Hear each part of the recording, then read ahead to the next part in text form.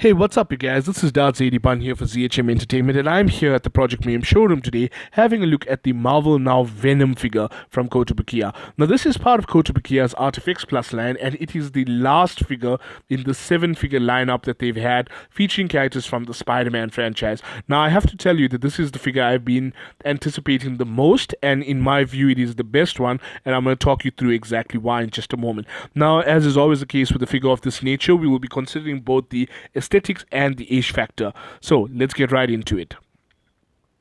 Now, when we talk about aesthetics, what we mean is the overall visual appeal of a figure. So, in other words, what will this figure do for your display once you get in there? So, when it comes to a character like Venom, let's start with the paintwork, I think. Okay, so what you see with a character like Venom is that he has a primarily black color scheme. Now, this is particularly difficult in a medium such as this because it's hard to actually communicate like subtle details because you obviously won't be able to see shading. But what Kotobukiya has done over here to compensate for this is that they've added a fair amount of highlighting to the matte black paint, and this is also accentuated and interspersed with some gloss paint as well, so you get some blue highlights, some gray highlights, all of which reflect light very nicely. Together with that gloss paint, it looks fantastic, so I'm very happy with it overall because it creates this almost sort of like fluid or liquidy look to the symbiote itself. So it almost looks as though the symbiote is there and it is alive, it is moving. And that is not an easy thing to pull off. So I'm very impressed with what Kotobukiya was able to do there. Now, if you look at the head sculpt is brilliant. I mean, it has like this really feral looking Venom, this really evil dark Venom. So I'm very happy with it. The teeth, the tongue, all of it, as you can see over in the side profile, all look brilliant. Now, while we're talking about the side profile, I'd just like to talk about the overall build of the figure. You can see Venom is posed in this very dynamic, very powerful, very, I'm going to say battle-ready pose, but very sort of monstrous pose as well. It's really nice. I'm very happy with it. The figure is very well balanced, so even if you don't have it on the base, it's not likely to topple over. At least my one wasn't. Okay, so to shift focus from paint to sculpt work, now as you can see on the underside over here, I mean, this figure has so much of lovely sculpted detail. It's really impressive. I mean, bearing in mind that you won't really see the torso portion much, but Kotobukiya has spared no detail on this over here. They've covered everything. Very impressed with it. And as you turn over here, okay, so let's just try and get this camera straight here for a second. Yeah, let's see now. Okay, here we go. Yeah, so okay. So as you can see over there on the hands, there's a lot of like fine musculature that's sculpted in over there. It's so well done, very detailed, and there's also a lot of veins all throughout the figure. So yeah, it really looks at this really hulking, monstrous Venom.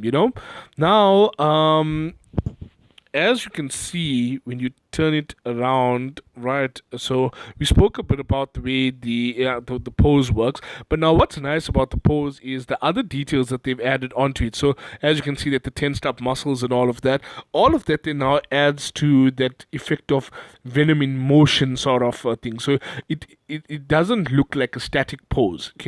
Now I just want to show you another example of how well detailed the figure is as you come in over here, and if you look at this leg, right? Now, if you look at this leg over here, what you can see, each toe is individually sculpted, the talons are there, there's all of those muscles and those striations and the tendons, all of that over there. You see the same thing over here on the hands. Now, hands and feet are the most difficult things to detail, and Kotobukiya has been able to do this as well. They're even over there on the back as well. That there's all of these small muscle groups over here, very nicely sculpted. I'm so thrilled. I'm so thrilled with what they were able to do. People often say that the devil is in the detail, and Kotobukiya has really danced with that devil because, if you look at the pseudopodia here, for example, these things are individually sculpted. They're not articulated, mind you, but the way they're sculpted, it suggests movement. So as though the pseudopodia themselves are sort of like waving in the air together with that really massive tongue. I'm just so happy with how alien they were able to make this Venom look. So yeah. Now with that being said, I just want to round up our discussion with a consideration of the age factor. So, with the ish factor, what we look at is the degree to which a figure makes one go ish with excitement or ish with disappointment. So, when we look at this figure over here, what we have overall is a very, very, very well designed figure. I mean, it has a brilliantly chosen pose, it has phenomenal sculpted detail. The paintwork is exemplary given the challenges that we have with the actual color scheme itself. And Kotobukiya has really nailed the overall look of it.